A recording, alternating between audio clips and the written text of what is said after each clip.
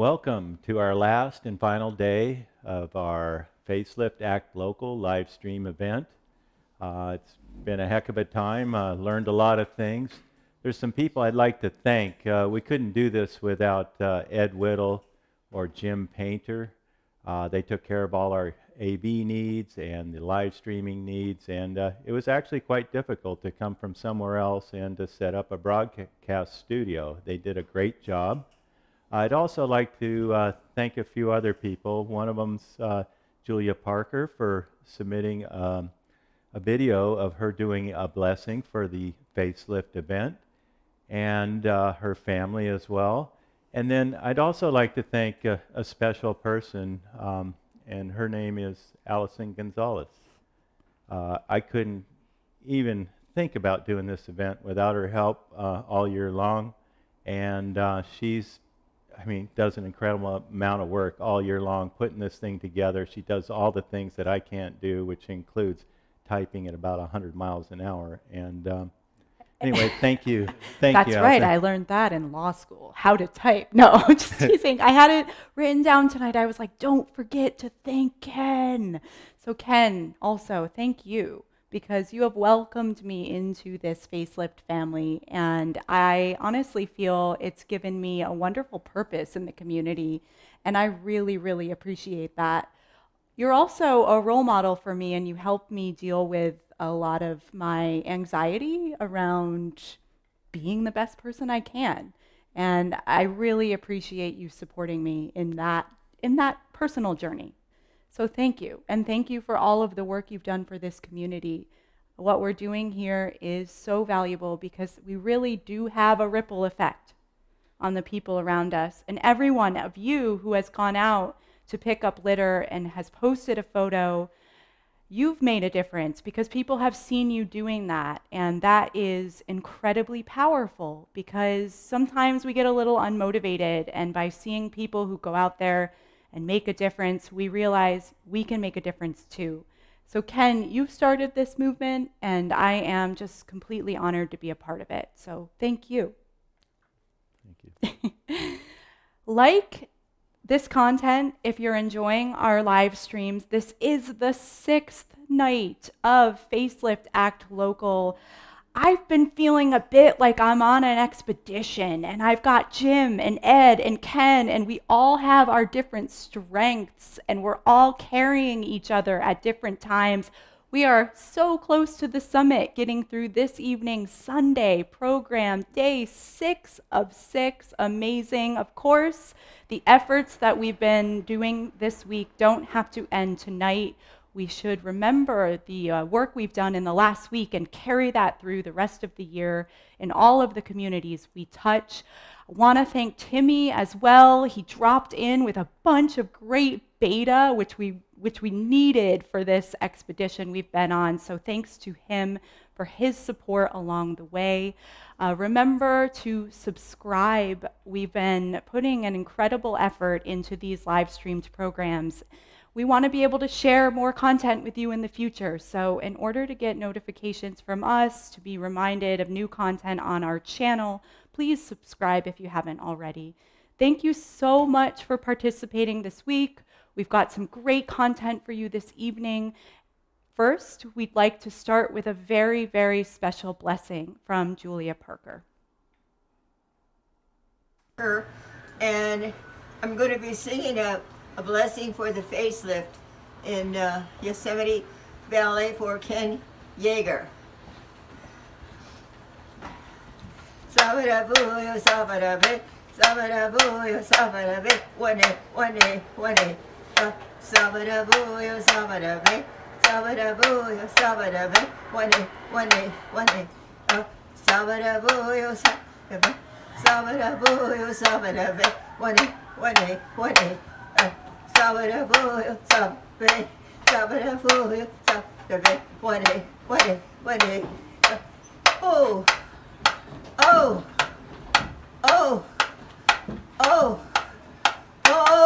for Yosemite! Oh, with the Awanichi! First people in Yosemite Valley! Oh! Thank you, Julia. I'm a little emotional. It's the last evening, and to have that recorded, to be able to share that virtually with all of our participants means so much to me and Ken. So thank you, Julia. Thank you to the Parker family as well, native family to Yosemite Valley. We're so happy to have your blessing.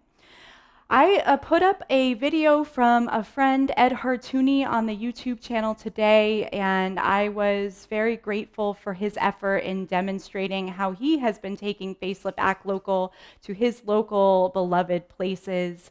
Check that out. Also want to point out all of the wonderful photos that have been coming in on social media, hashtagged with Facelift Act Local. For anyone who doesn't know, you can go into Instagram and search for that hashtag, Facelift Act Local. You can actually see all of the wonderful photos that have been posted throughout the week. So many great photos from kids across the country. Thank you, Robbie Bond and Kids Speak for Parks, for that contribution. Amazing to see videos from Asia and Europe from kids who are engaging in the Facelift Act Local event. From there, I'm going to give it over to Ken to give us some thank yous. Great. I'd like to thank our primary sponsors, which are Subaru and North Face. Subaru is the official car of the Facelift. And I'd also like to thank our musicians. We have Hedras Ramos, who submitted a couple different videos for us. They're awesome. And Wargirl did 6 special videos for us, and we're going to hear one of them shortly after we see the pictures. And we got a couple ads and a message from Denise Coogan of Subaru. And then we'll hear War Girl.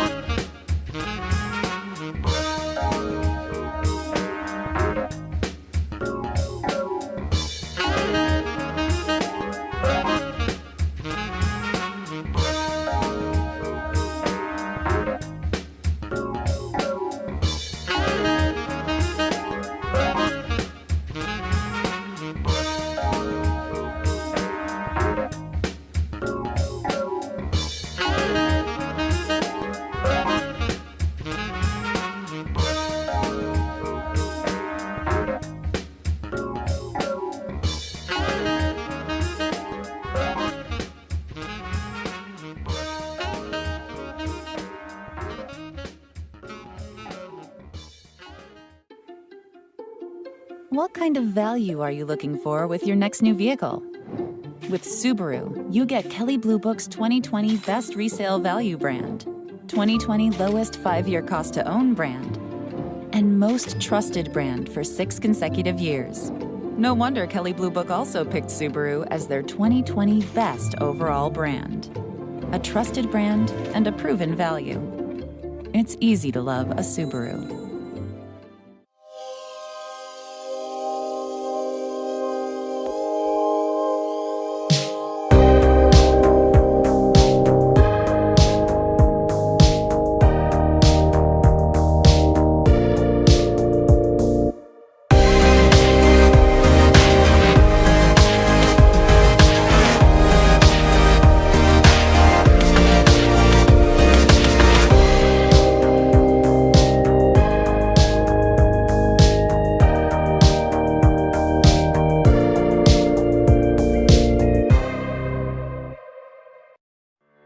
I'm Denise Coogan, Manager of Environmental Partnerships for Subaru of America.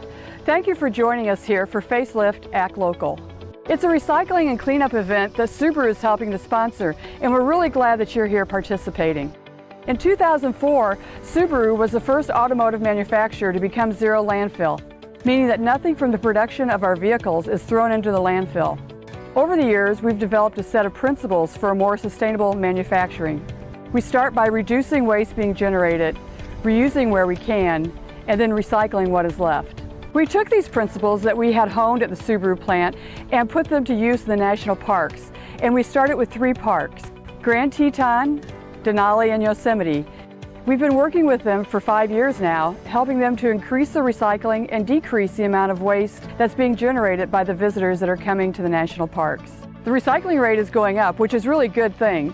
At Denali, they started out at 22% recycling. Now they're up to 45%.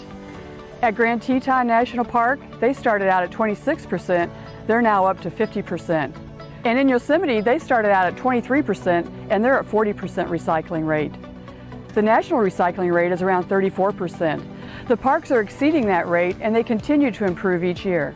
We also measure the amount of waste being generated by each visitor. Over the last 5 years, the amount of waste per visitor is decreasing.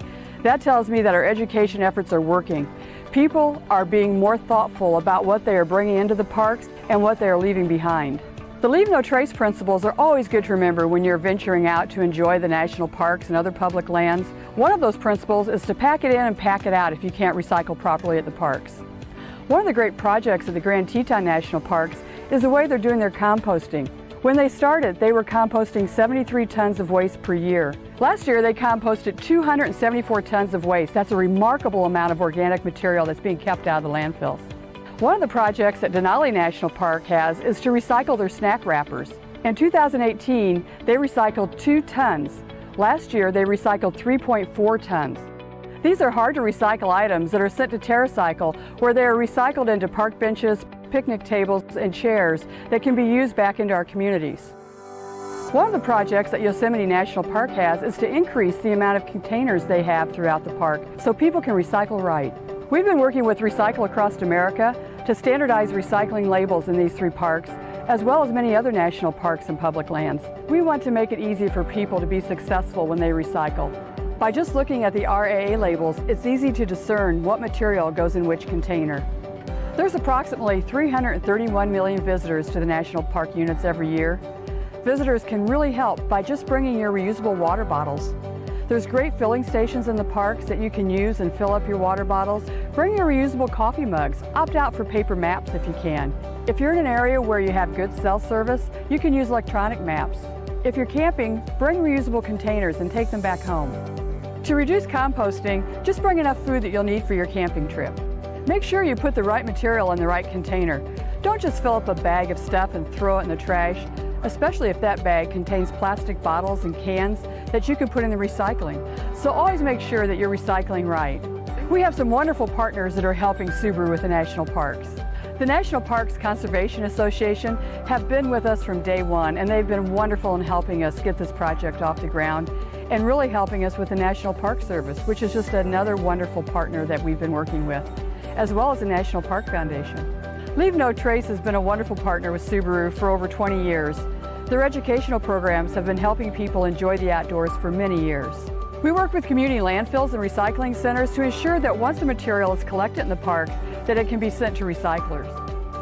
We also work with schools, putting together projects for kids to work on, because really they are our future. Those are the people who will be coming forward and carrying this torch into the next 100 years. And we're also working with our concessionaires at the national parks, and they've been wonderful in helping us expand this program into their own areas. It really does take a village, and it really takes the entire community to come together pulling in the same direction. We all want to belong to something bigger than ourselves, and we are going to make sure that we leave this world, and especially the national parks, a little better for our next generation. Our Subaru retailers are doing their part to love the environment. In the last 2 years, our Subaru retailers have recycled over 4 million pieces of hard-to-recycle waste. Things such as snack wrappers, disposable coffee cups, lids and straws, coffee and creamer capsules. All those things were taken and made into things that can be used in the communities. Today, when you're picking up the litter, make sure you go through it and pull out those items that you can take to your participating Subaru retailer. You can go to TerraCycle.com to find out who's participating in the program. On behalf of Subaru of America and all of our Subaru retailers, we really want to thank you for coming out to participate in Facelift Act Local.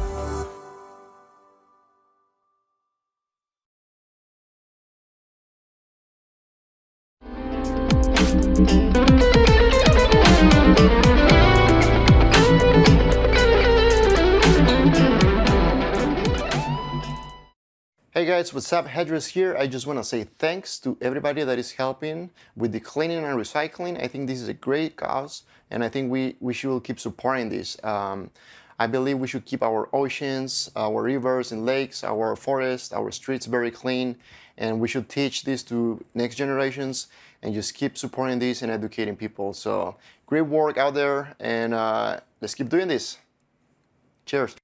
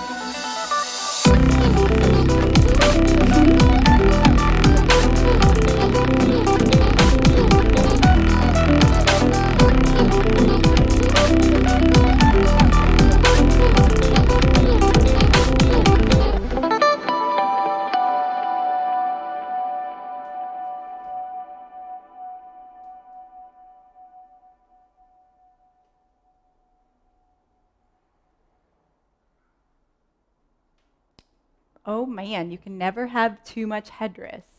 So good. I guess we'll listen to War Girl a little later in the program, closer to the end. We made our goal. We got over 1,000 people signed up for Facelift Act Local this year. It's amazing. We had people sign up from other countries around the world, all over the United States, and judging by all the big bags of trash that people got, we made quite an impact. What do you think, Allison? Yeah, seeing all of those photos, and we just shared some of them with you, some of our favorites. Pretty amazing how far this event has spread. There are a few people that I would like to thank. First, Kaya Lindsay, who's been helping with social media. We actually wouldn't see a lot of those photos without her work, so thank you. Someone special, my mom, and if we can actually pull up her photo of her cleanup, she organized a community cleanup on the street where I grew up as a kid, and that meant so much to me to see her effort in Connecticut. So I actually, going into this, I knew that this event was going to be a nationwide event. So Mom, thank you. Thank you for giving me that support and that little bit of knowledge going into this, that we were already going to be successful. So She's a big fan of yours. Mom.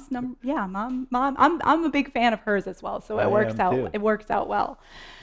We have had a lot of kids sign up. So as of this afternoon, we had 153 kids. Ken and I mentioned earlier this week that we wanted to find a way to thank all of the kids who signed up. So if you're a kid and you've taken the pledge, there should have been an email attached to that pledge. We will be reaching out via email with a thank you. And if you are a kid and you have not taken the pledge, feel free to take the pledge if you want to be a part of that thank you that Ken and I will be sending out.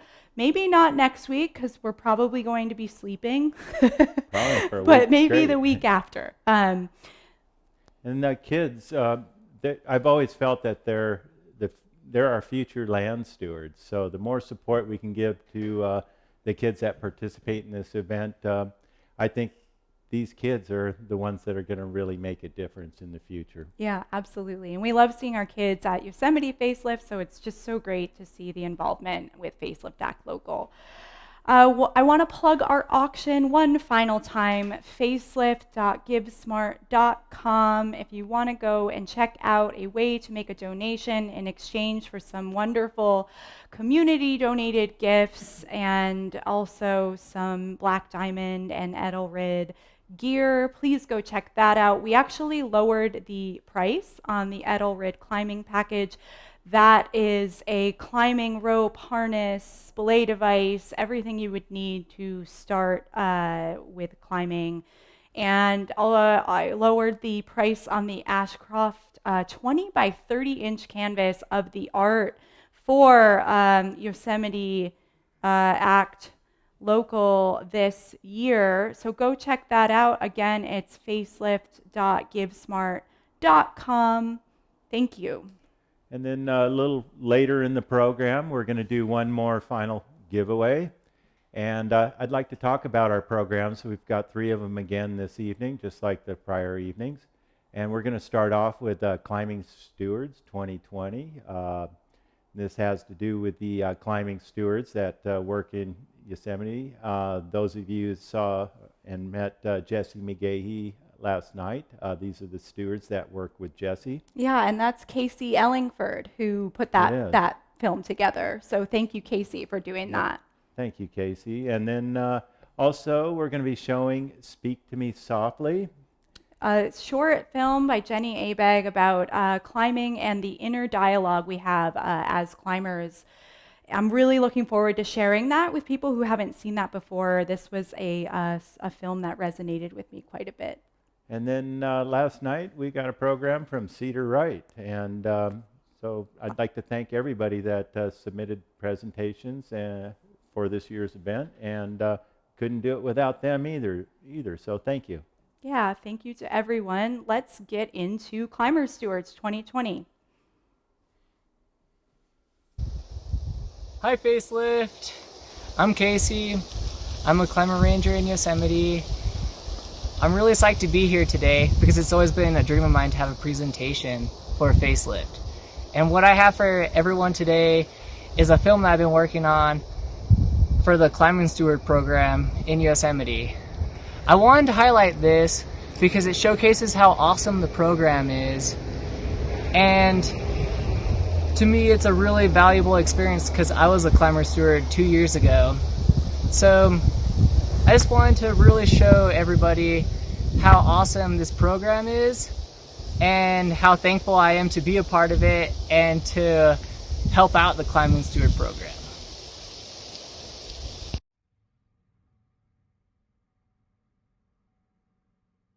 Sometimes you use the term playground. I think the wilderness area is almost a worship center for everyone. I think everyone comes here and finds something from it. The solitude, the peace, the spiritual quality. To me, it's church. And it's pretty, it's church, and there are things to worship here. Huge mountains and big trees and big rivers. And I think it's super important that we protect our church spaces.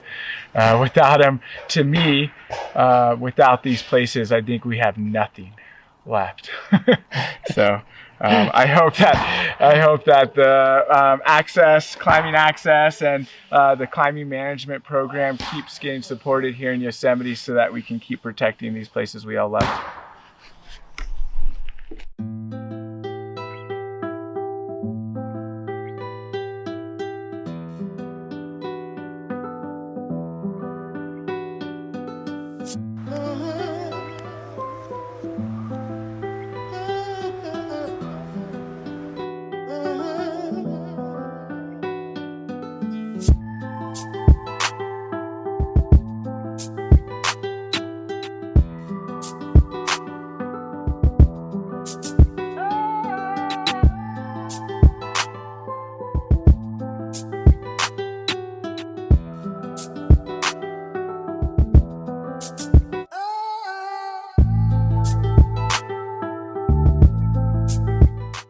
Interested in Yosemite's climbing management program. I think climbing and mountaineering visitation in the national parks is really important. I think the culture of it, both the historic culture and the current use, is fascinating. And I think that within big wilderness there's going to be wild use, and I think climbing, mountaineering, and finding your way to hang out in the vertical wilderness is such a beautiful use of these places.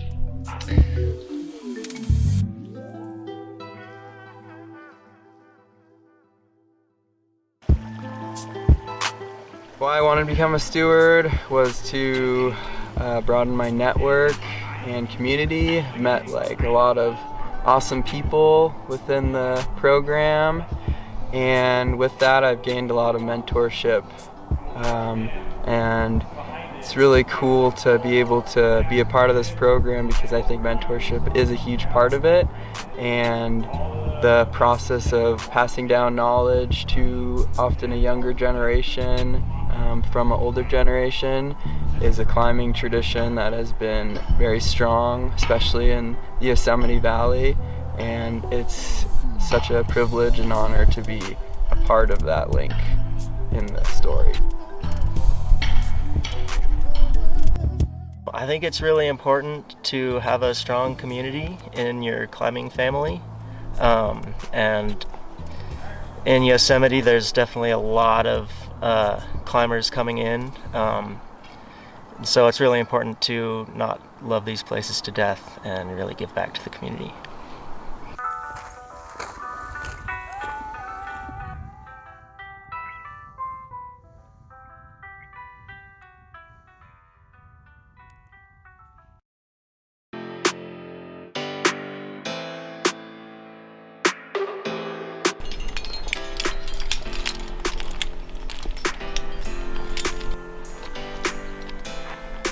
Yosemite, this is Wilderness 7-5 on Hoffman. Climbing patrol is similar to when a ranger gets ready to go on a backcountry patrol. We have our feet on the ground, or in our case, on the cliff, that people are respecting the area by following National Park Service regulations, and also introducing ourselves to visitors, making available any relevant information, assessing the route's condition, or if there's any old fixed gear or any old tat that we can clean up. And we'll also pick up any miscellaneous trash that we find. Another duty we have as stewards is to educate climbers and non-climbers alike. We do this by demonstrating climbing techniques, by teaching leave no trace principles such as using wag bags and picking up others' trash, and by keeping climbers updated about peregrine falcon closures. By educating the public about these topics, we work to protect Yosemite's wilderness. Science. Science is cool. So the park is collecting use data on classic climbs here in Yosemite in both the Valley and Tuolumne Meadows. Routes like Cathedral Peak and Royal Arches, the Nose, and all these awesome places to climb. And it's a really cool thing. We can use data to actually create management programs in the future that might help out climbing. But what we hope is with this data and with the climbing management team, plan a future that preserves the wilderness character of rock climbing and also the wilderness experience of climbers. The numbers of rock climbers has dramatically increased in the last decade in particular. One of the largest impacts that we're seeing in Yosemite's wilderness is the approach and descent trails from popular climbing areas. So these access trails that we can work on, both build and maintain, is one of the largest ways that we can mitigate some of the impact of our ever-growing sport. So we build and maintain those trails, but we also restore the many user trails. We have domes that have 12 user trails. We choose the best one, make it a sustainable trail, and restore the rest of the wilderness to how it should be. And it's a really impactful part of our job.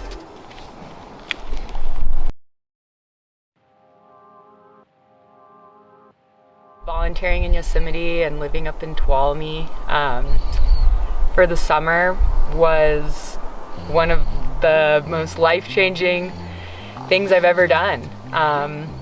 It introduced me to some of my best friends and my partner, and as a climber steward you get to slow down and really be here and learn about it, and learn about the plants and mushrooms and the cycle of the season in a way that if I had come here just as a climber, I wouldn't have experienced in the same way. Being a climbing steward positively impacted me because it taught me a lot of things climbing and non-climbing. I got to climb my first El Cap wall when I was a climbing steward, and through being a steward I was able to find a job that I did not know existed, and it's a job that I really do love because I get to teach people about having a lesser impact. I feel really fortunate to work with the climbing stewards. They're incredible volunteers, and they really bring something to the program, like this youthfulness and energy. And something that's really special to me is the opportunities for mentorship in the program. And so, I got to climb El Cap with 2 of the stewards this year, and I was kind of the veteran wall climber, and it was a really awesome experience to get to go up there with one person who had never climbed El Cap at all, and another one who kind of was just starting out his climbing big wall career. Having someone with you who has the title climbing steward, it makes me think, how can I be a better steward? And I think the program kind of brings that to light.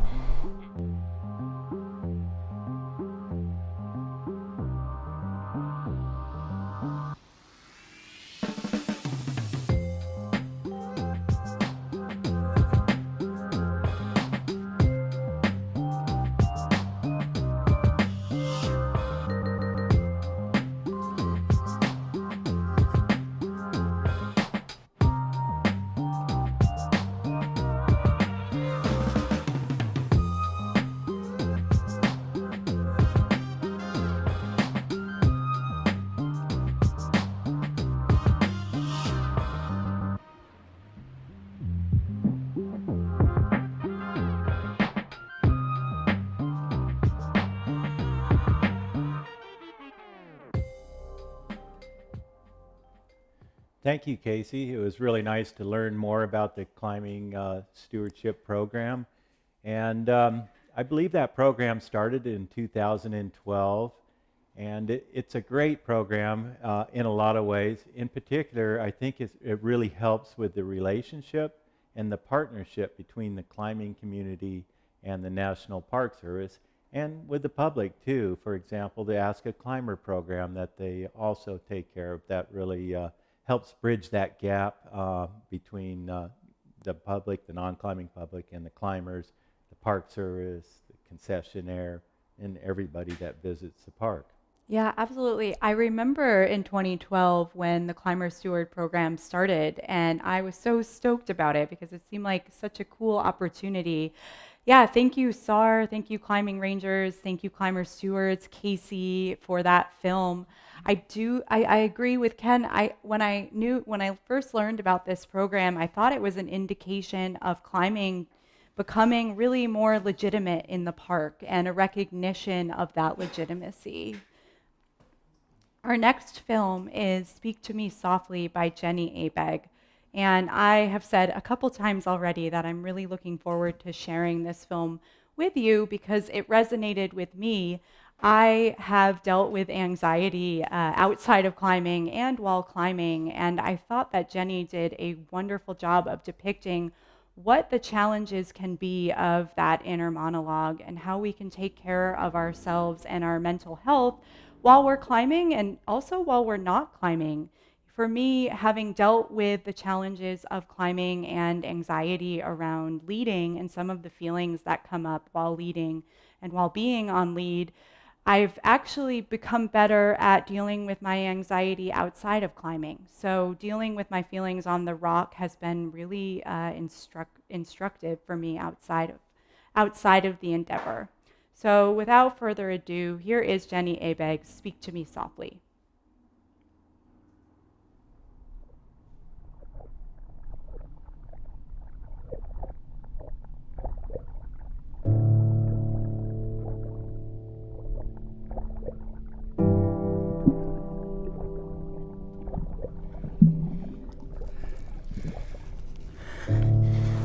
Chill. I'm gonna fall. I'm gonna fall. Shit, I'm gonna fall. I'm the worst! I wanna be me right now. I don't know if that piece of food.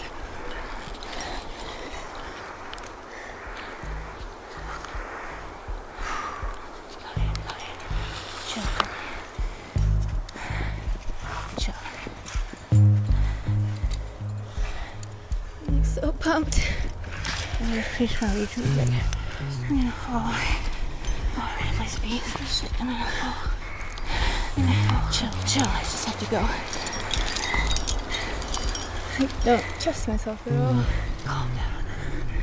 You have to calm down. It's crazy how many times I say to myself, this sucks. I don't want to be here. You know you can't do this. I said that, didn't I? Why am I such a drama queen? Like, Huge finger stuff. Made for ring walking. but I just like, if I did that shape that like 4 inches and I'm like, is this girl suitable to be on the Jenny assumes that nobody ever likes her ever.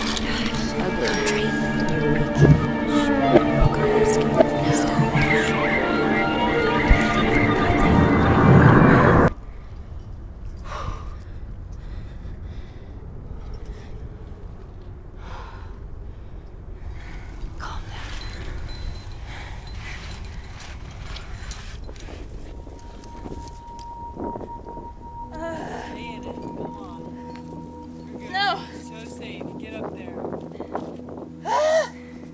No! Get up there. Come on. Try hard. You're not ready for this climb. No! You don't have what it takes. No! These are all good looks. You should be ashamed of yourself. You don't know how to try hard. Fuck! I don't even know what I'm doing. I like disappoint myself yet again because I'm like so good at something on top rope and then like. Dude, that's not good. I want my space. Shit. I can't believe you're here. Why is it so different? Stop trying. No, Becca! Becca! Shit, I'm gonna fall. No! There's no way you can do this. Ah!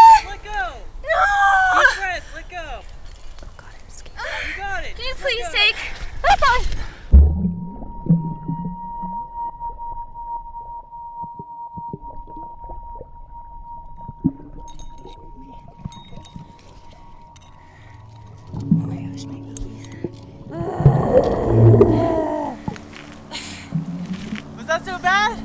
No, it's not that bad. I just hate feeling the panic. Wake up, Jenny.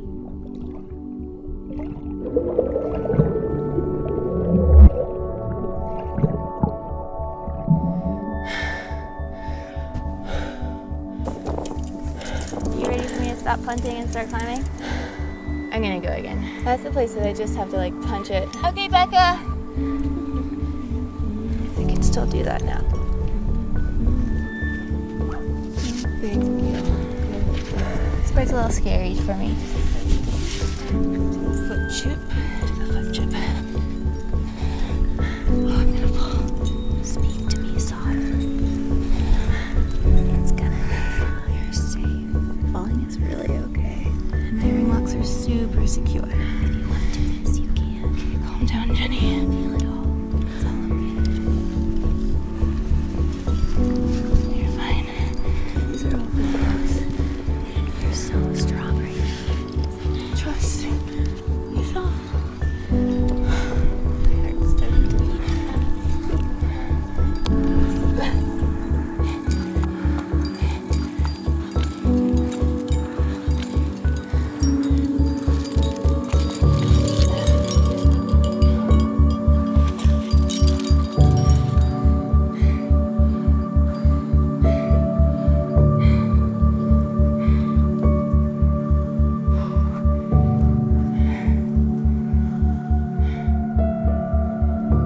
Alright, I can do that. Oh, man. That pitch once felt so far away. Now it feels doable. It's kind of crazy.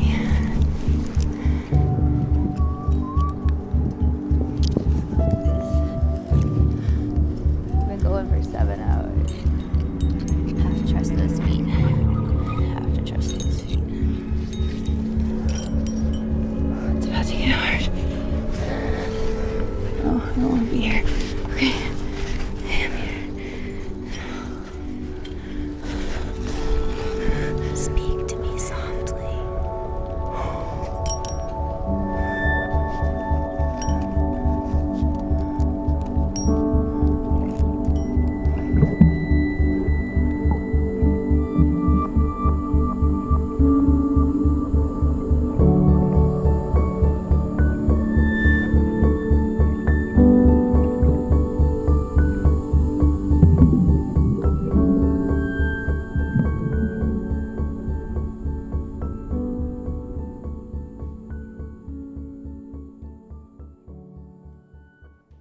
Thank you for that.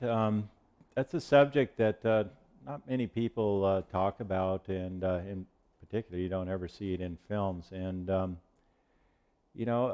everybody has self-doubts, everybody has anxiety, and it shows up throughout life. And for myself, dealing with that while climbing and has helped me in other avenues in life. And so I think it's really important to talk about that stuff. Yeah, I really appreciated the evolution of the film, where it's very dramatic in the beginning and there's a lot of self-doubt in that inner monologue.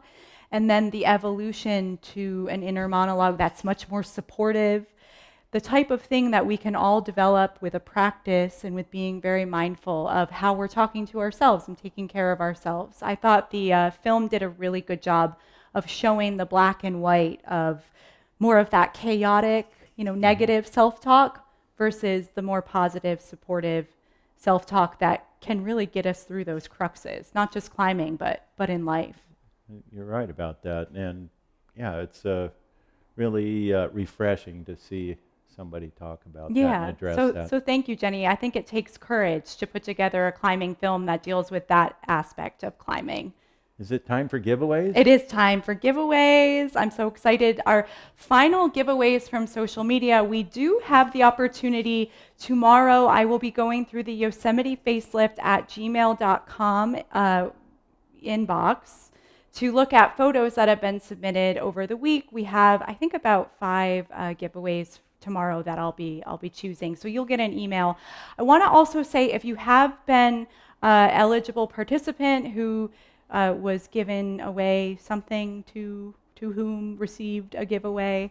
I will be emailing you within a week by looking at the pledge information for your email address. So the first thing I have to give away tonight is a BD headlamp. Thank you, Black Diamond. That is going to Valerie Baczynski. Ken, do you want to hand me the BD Creek 20-liter Black Diamond mini? It's like a mini haul bag. Love this. Going to Deborah Lindsay. Thank you so much, Deborah. Now, can we pull up the Das Parka Patagonia? Okay, wonderful.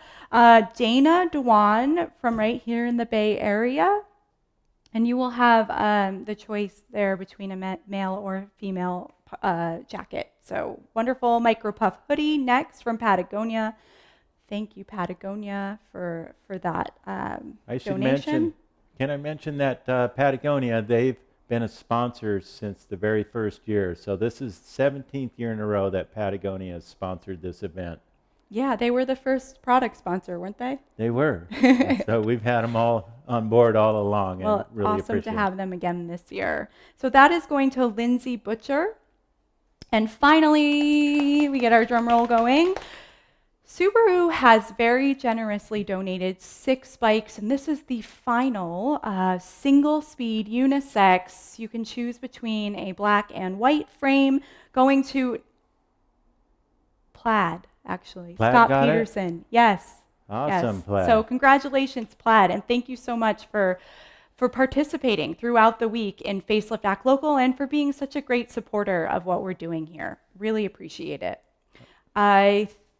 You want to give a little intro for the I Cedar will. Right? Okay. First of all, I think Plaid's probably going to paint that bike, knowing him. So Probably. He'll probably have tartan or plaid all over it before too long. But our next program is actually from Cedar Right. I believe it's called The Faces of the Facelift. And Cedar's a longtime climber in Yosemite, now lives in Boulder, Colorado, I believe. And he's got other endeavors these days. Like I'm looking forward to seeing what he's presenting.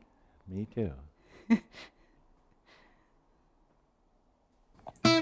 All right, welcome to the 2020 Yosemite Facelift virtual presentation, courtesy of myself, Cedar Right. I'm going to be showing you guys some photos from some of my adventures and also some short videos that haven't been seen before. Before I get started, I would be remiss if I didn't thank especially Kenny Yeager for putting on the Yosemite Facelift for the last 17 years. It's been a game changer for our relationship with the Rangers as far as climbing goes and climbers in Yosemite. And I just want to thank everybody on the board. So on the board we have obviously Kenny, and then you have Allison Gonzalez, Jason Keith, Sandy Russell, Timmy O'Neill, maybe we don't thank him, and Tommy Caldwell, just kidding Timmy, love ya. And then of course, Allison and Kenny are doing all the planning, Kai Lindsay does social, Ed Whittle and Jim Painter do all the AV and live streaming. So thank you guys for making a facelift happen in spite of the fact that Yosemite's been totally locked down. Yosemite is closed. The air quality is so bad there that they actually had to rent a house in order to put on this whole virtual Yosemite facelift. It's going virtual, but it's also going worldwide. People have been cleaning up in the UK, in India, in Australia, in all of these places. So it's really cool to see this grow outside of Yosemite and to see climbers taking care of the climbing areas that they love and just cleaning up the trash, whether it's left by us or by other users. It's just a really wonderful and simple way that we can contribute to making a cleaner and better environment. So anyways, without further ado, I'm gonna get into my little presentation here.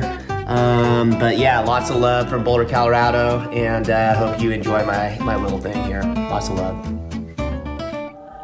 All right, welcome and cheers. Great having you guys here, wherever you're at. I hope you're gonna enjoy this show.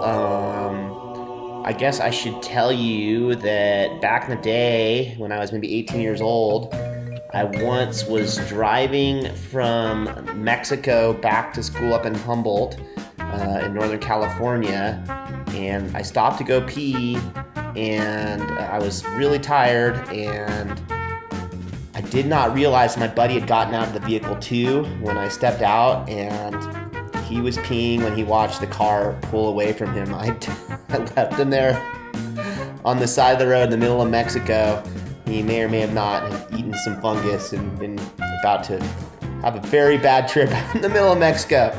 Anyways, I felt like you should know that before I got this show started.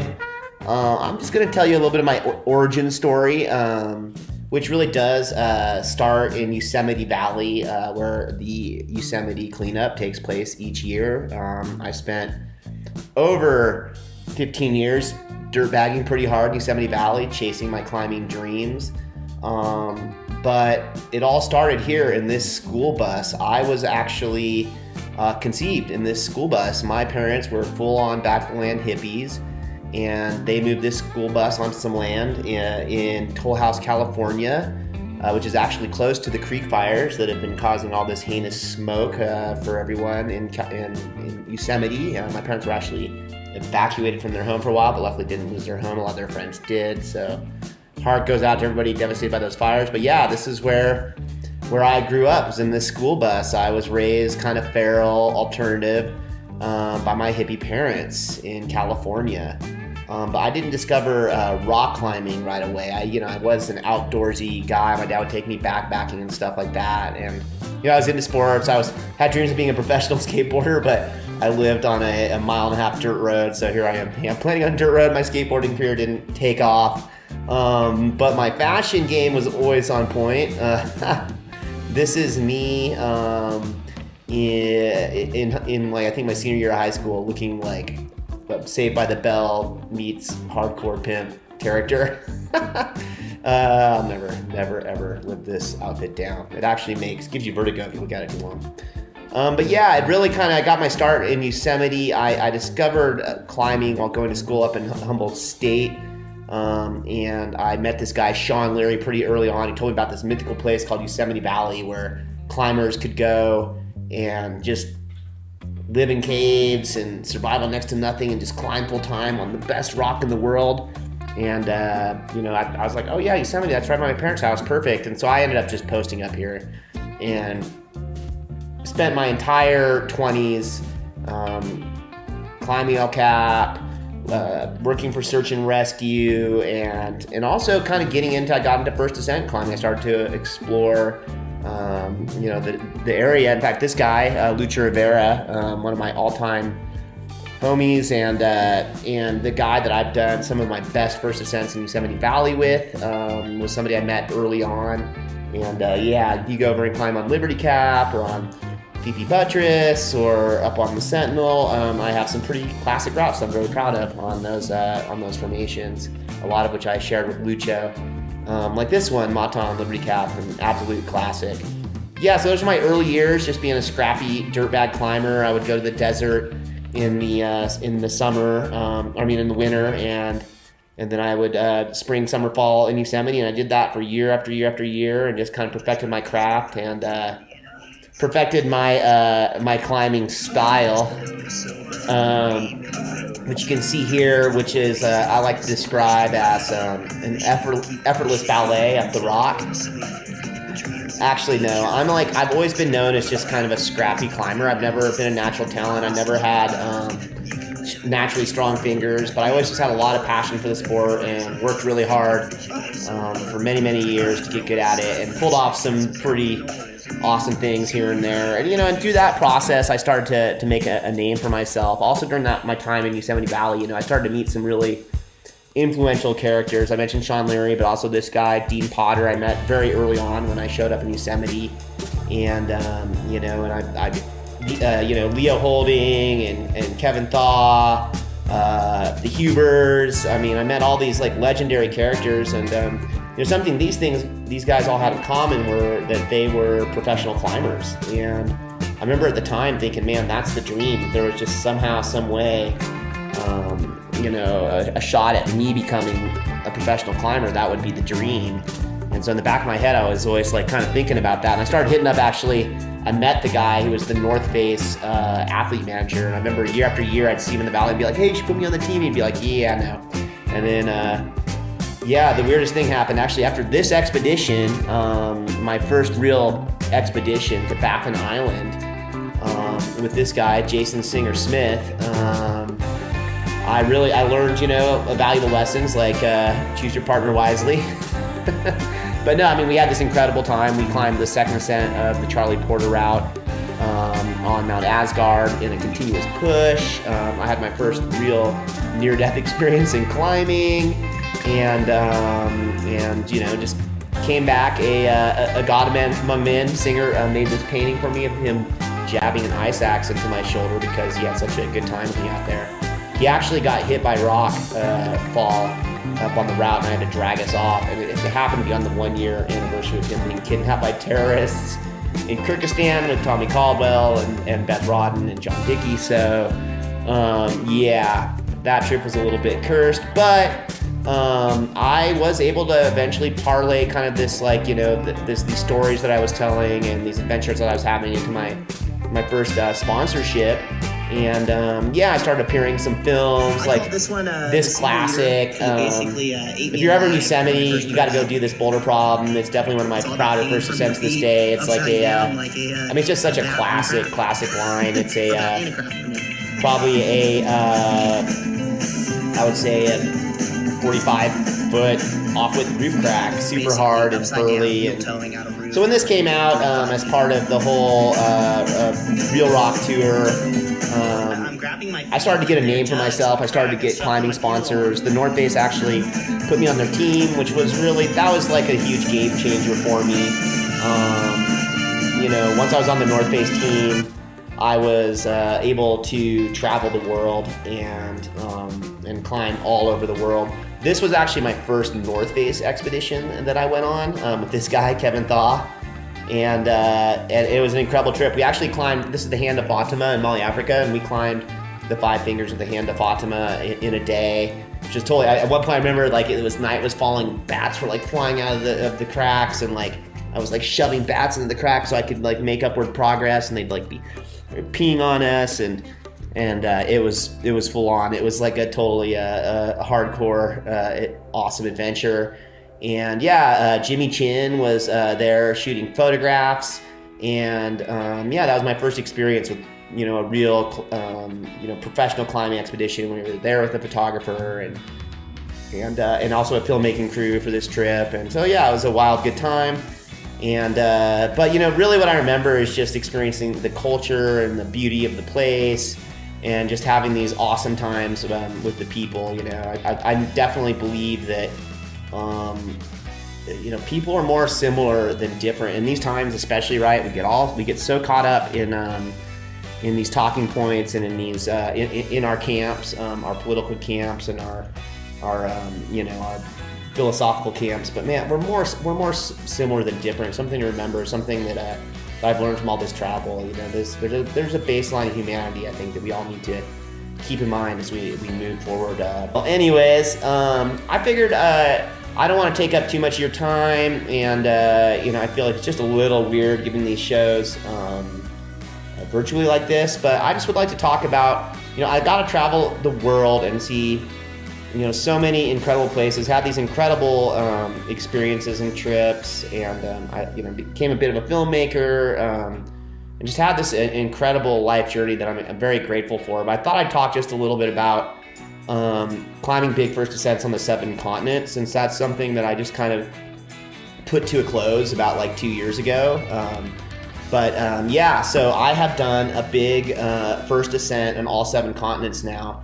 One of them being Australia. And I'm like, I actually think the whole 7 summits thing is it's a little bit lame. I think that doing big first ascents on all 7 continents is way cooler, mostly just because I've done it. But this is just my little story of climbing some big first ascents on the 7 continents. I went to Australia and climbed all the place, but we did put up some big granite routes out there on the ocean. Africa, So as far as big first ascents in Africa, I went there about maybe 4 years ago now. It was just an absolutely incredible trip, incredible wildlife. Went there with this guy, the little known up and coming climber, Alex Honnold. You'll probably hear from him soon. I feel like he's gonna make a big splash in the scene one of these days. But yeah, we had this great trip to Africa together, where I was able to do a pretty incredible first ascent on what would be the larger formation of that overhanging face and the larger formation that you're seeing there. Totally outrageous trip, huge adventure. I remember at one point, like, we were just camped out there, and like our night watchman was like, "Oh yeah, lions like walked right past your tent last night," you know. So it was a pretty full on and crazy trip. But this first ascent was outrageous. It had some really pretty hard, like 12 plus run out climbing on it. I bolted it all from the ground up, hanging from hooks. It was pretty all time. Alex went up. He just let me like go up there with my buddy Mari, and then he like went up and did the second ascent of it. And I actually shot some video of him doing the second ascent. And at one point, he told me to shut up because he was really scared, which I was pretty proud to scare Alex Honnold. It's a tough thing to do. But yeah, I was at one of the crux pitches of this roof, just incredible rock climbing out there. And yeah, again, you can kind of see my climbing style here, which is, effortless dancing up the rock is what I like to call it. Come on, go get it, Cedar. Come on, Cedar. Yeah, dude. Yeah, dude. Come on.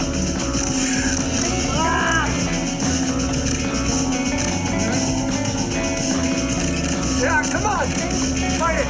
Cedar's climbing style is definitely, he doesn't overthink it, you know? Fight, come on, get that foot up, get that foot up. Yeah, throw it up there, come on, dude. Come on, Cedar. That's it.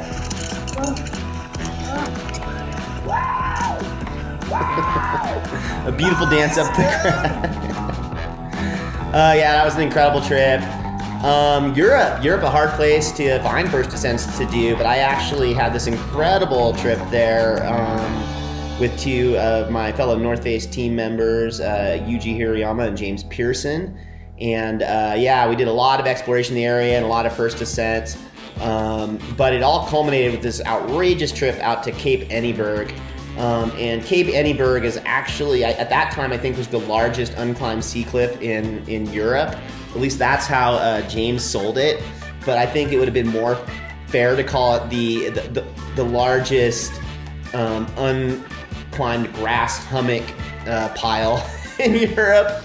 It was it was an outrageous adventure. Like, getting dropped off by boat, and then the boat takes off, and you're like, it's like, we got to go up and over this baby. And it was quite large and extremely chossy. But the thing that really sticks out about that trip to me are these guys, the fulmar. The fulmar are these birds. They're kind of like a giant seagull, but their defense mechanism is that if you get too close on them, they puke on you. They go blah, and they spray vomit on you, and it's horrific. It's like one of the most like horrifying and horrific things that you could possibly imagine. Yeah. And so I was puked on probably putting up this route. I have to have been puked on 50 times at least, including at one point like right in my eyeballs. And it was actually, I was like super run out. Oh yeah, you can see the bird like trying to spray vomit on Yuji actually in this little video clip. But yeah, at one point I was like super run out, like 80 feet run out, and I'm like trying to mantle this grass hummock. And I pull up and over, and the bird's like, sprays vomit like right in my face, and it's like stinging my eyes. And at that point, I was like, oh, and I just grabbed the fulmar and I kind of hucked him into the air, and he flew off. But it was pretty full on. It was definitely made this route super gnarly, just like dealing with the birds. There's literally millions of them there, and they're actually an invasive species that came on fishing boats quite some time ago, and really have taken over the island. And they're like a hideous, hideous creature. The locals actually eat them. Yeah. Crazy. But yeah, outrageous. I mean, look at that. It looks like a whale's tail. It was a totally outrageous climbing experience. And really, all of my chaussooneering skills were put to the test. and Eugene and James also did some pretty heinous run out Chauceneering up there, and yeah, outrageous trip. Yeah, there I am coated in bird vomit, and yeah, this I think will show you. You can just generally see the line that we climbed here in this little video line. I would not recommend this to my worst enemy, but anyways, all time great experience. As always, you know, for me these trips are as much about the people and just the good friends that you get to have these experiences with as they are the actual climbing, you know. So it's just the full experience of travel and adventure and the culture, you know, the whole culture on the Faroe Islands where we did this route descent was so fascinating, and so it was just an all-around great trip.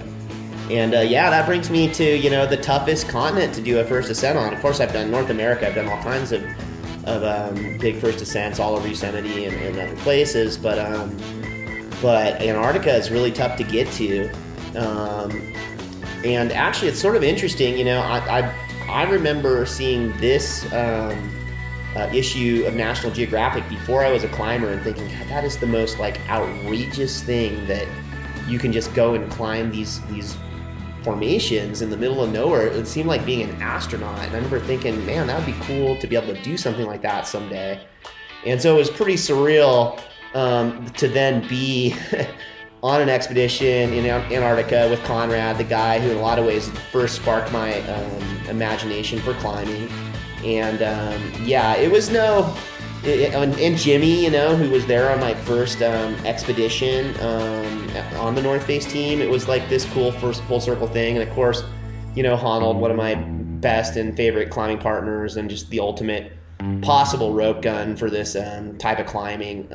Yeah, it was an outrageous trip. I proposed the trip, I think, like 7 years in a row to the North Face, and they always were like, no, just because it was just it's so ungodly expensive to get there. But finally, they were ramping up for a big year of exploration, and they said yes, and I was just like sort of in disbelief. I was like, oh wow, it's happening. I'm going to Antarctica. And for me, this was one of my great dreams in climbing, to go and explore, you know, these wild rock formations.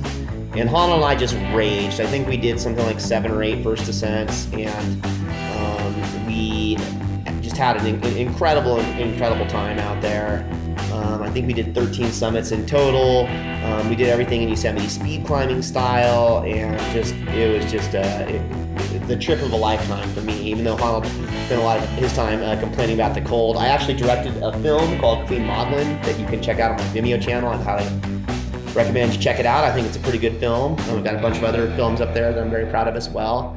But yeah, Antarctica was just an all-time incredible trip with an incredible partner. Also, Savannah Cummins and Anna Paff were down there as well. Two talented North Face female climbers setting their own first ascents. And so yeah, there was it was just Conrad and Jimmy were climbing up Ulvatana, and then Honnold and I were just running around like lunatics, just climbing as much as we could. And we actually ended up climbing every single major formation kind of in that zone, except for Ulvatana, which Conrad and Jimmy climbed. We had this whole concept of like points on the board, and basically we were like, if we can climb everything between all of us, then it's going to be incredible. And we actually climbed Holtana, which is one of the other really large formations in there with Anna and Sab, which was a super fun experience. We soloed the first ascent of this thing called the Fishhook, and for me that was pretty full on, man. It was like super chossy. We had to climb, you know, it's a freestanding spire. We climbed up like probably 1,000 feet of heinous choss, and then 1,000 feet back down or something, maybe more. I mean, who knows? It was big and gnarly, and for me, pretty limit on-site free solo for first ascent in the middle of nowhere like that. Honnold declared it light duty, but I thought it was pretty hardcore. But yeah, we just had an all-time trip with all-time friends. I'll never forget it. Being there with Conrad was super special. And yeah, that was my final continent. I had ticked it off. I had, like, after a long and fruitful life of love affair with climbing, I had to climb on that 7th continent. For me, meant a lot. And to use all those skills I developed over years of expedition climbing and Yosemite climbing, and to really have a successful trip was pretty cool for me. And yeah, it was just an all-time team. And, just other than that, I guess I've been just hanging tough with my lovely wife, Nellie. I moved to Boulder, Colorado about 10 years ago. And I've just been settling into, it's kind of surreal. Like, I live in a super nice house in Boulder now, which is pretty funny. For those of you who knew me back in the Yosemite dirtbag days, I was about as dirtbag as it got. I was just living in caves and diving in dumpsters and just getting by. So to kind of arrive at this point in my life where I feel pretty realized and in a good place, in a good happy place, I'm just extremely grateful. And Nellie's just all time. We go climbing and share adventures all over the place together. In fact, at the end of this little presentation, I'm going to give you guys the first little view of a rough edit of our recent adventure into the Wind Rivers to do some fun climbing together. So I hope you guys enjoy that.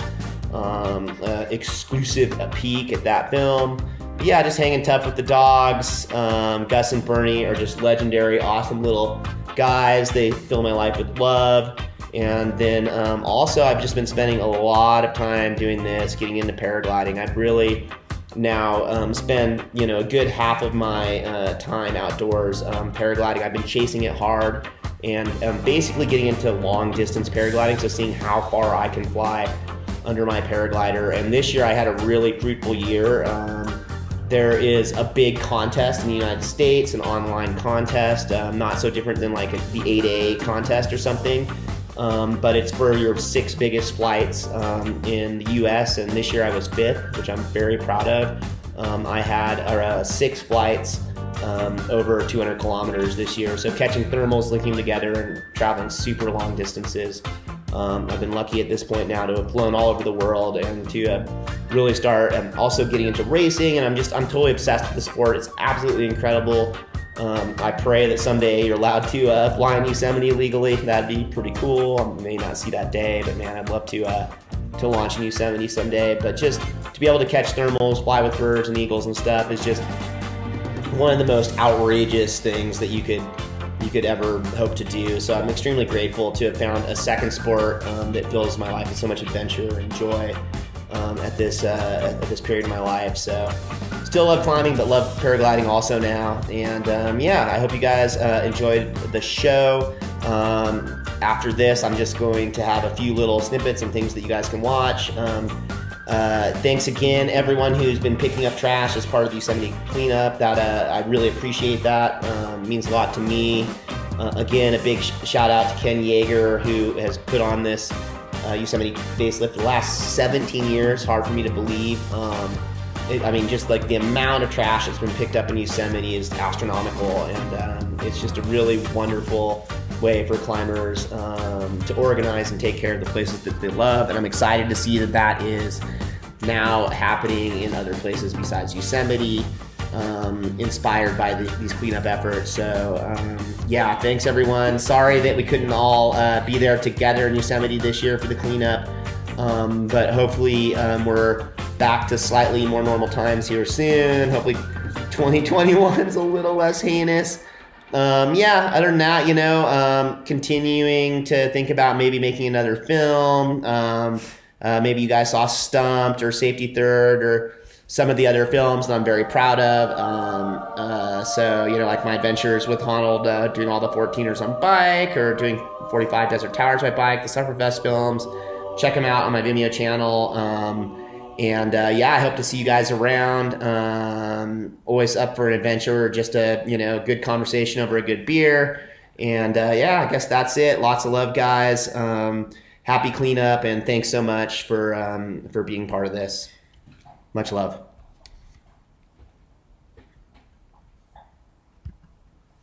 Thank you, Cedar. Cedar's been a long time supporter of the facelift, and I probably met him about 15 years ago. And anyway, I think Allison. We've been a longtime supporter of Cedar. I actually wanted to say, for anyone who doesn't know Cedar, and I've only met him once outside of Yosemite, but for anyone who doesn't know him, check out some of his films on Vimeo, because it would be interesting to see kind of both sides of this. The one that I really like is Stumped. I think I've seen Queen Maudland also, and really, really good. I mean, some of the expeditions down in Antarctica are just the footage from those expeditions is phenomenal. So kind of interesting for someone who doesn't know Cedar to see the films that he produces. But yeah, that was a little bit like those Merry Prankster films my parents have in the back of their like VHS cassette tape rack. You know, like a little bit of a long rambling bus trip across the country. But thank you, Cedar. I appreciated going on it. Should I bring out my bell bottoms? Yeah, perhaps. totally. Macrame belt. Next, we're going to hear from Dakota Snyder, who lives on the east side now. He moved away from Yosemite about 1.5 years ago. We miss him. I want to mention that Facelift Act Local doesn't have to stop now. We can do this all year long, and we should be cleaning up trash all year long. Imagine if everybody spent 10 minutes a day cleaning up trash. We'd have places looking pretty good rather quickly. If you do choose to do other cleanups, please feel free to reach out to us. I'd be glad to support you either with litter sticks if that's possible, supplies, or media, or even just advice on how to organize a bigger event like this. After 17 years, we've learned a few things, and we got a lot more to learn, of course. But anyway, we'd love to help you, and we'd love to see this go year-round. And I should also mention that we had other cleanups, including the one that Dakota's going to be talking about, were scheduled to happen during this week, and we just couldn't do it because of all the forest fires and the smoke. So that really threw a monkey wrench into the whole thing this week, and yet we're still here, we're still doing it, and we're going to do some more after this. Here's a word from Dakota Snyder and the town of Mammoth.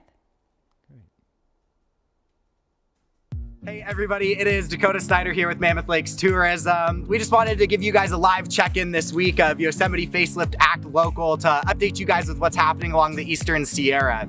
Now originally for this week we had a huge event planned all the way from the Mount Whitney Portal up to Lundy Canyon, multiple cleanups happening throughout all these Eastern Sierra communities. We partnered with the U.S. Forest Service, the Bureau of Land Management, and a handful of other local businesses and volunteer organizations to really make this event happen. But unfortunately, as I'm sure you all are aware, the fire danger that exists in our region right now, the smoke health impacts, as well as the forest closures have forced us to actually delay our local version of Facelift Act Local from happening. So we're actually going to be pushing it back to the week of October 14th through October 17th.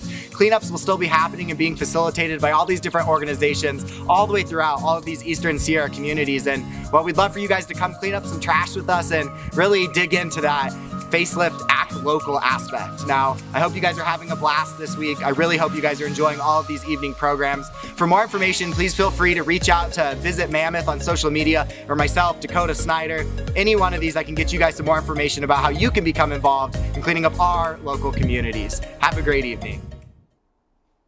Awesome. So again, October 14th through the 17th, Town of Mammoth, East Side Cleanup. Thank you so much, Dakota, for helping us organize that. Ken will be heading over to the east side. I think we'll have some goodies from a new sponsor of ours, Dr. Bronner's, as well. So if anyone is in the area, please go check that out, look into it. We'll share information on our social channels as we get closer to October 14th. Thank you again, Dakota. Great. Earlier we thought we were going to play a video from War Girl. We're actually going to do that after this. I would like to thank War Girl for putting these videos together. They're an incredible band. If you ever get a chance to see them play, once we can have concerts again, I highly recommend it if you'd like to dance. And I'd like to thank Hedris Ramos for his 2 videos that he submitted to us. And I'd like to thank Celine Cousteau and Denise Coogan, Abana Jacobs. We couldn't do it without you. And I'd like to thank Tom Zaki at TerraCycle, who we hope to partner with in the future. And next we've got thank yous and credits and a song from War Girl. And thank you to all of you who have tuned in. Remember to subscribe, and thank you for participating. Facelift Act Local, we did it. This is the end of night 6. Woo! Nice job, guys. Thank you.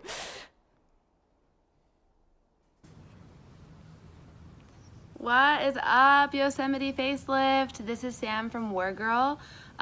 We just want to thank you all for everything that you do, and we were hoping we could be there this year, but instead we have created this extra special video for you all to enjoy. So please sit back, rock out, and we hope to see you soon.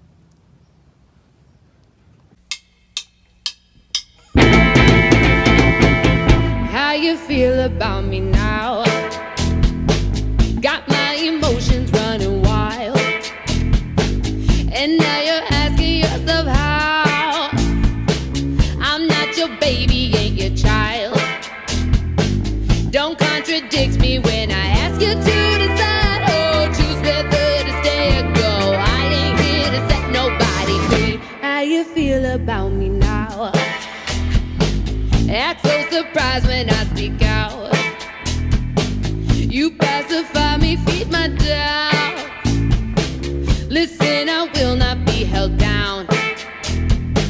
You patronize me when I say I ought to let you go. Honey, I've decided you ain't here to set nobody free. Why the hell did I keep on stalling while you wore me out? Reality is setting in, so how you feel about me now?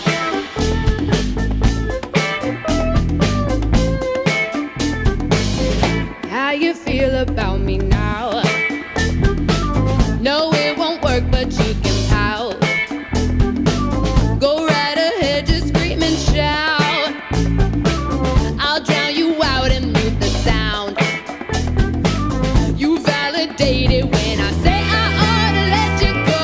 Honey, I've decided you ain't here to set nobody free. Why the hell did I keep on stalling while you wore me out? Reality is setting in, so how you feel about me now? How you feel about me? How you feel about me? How you feel about me?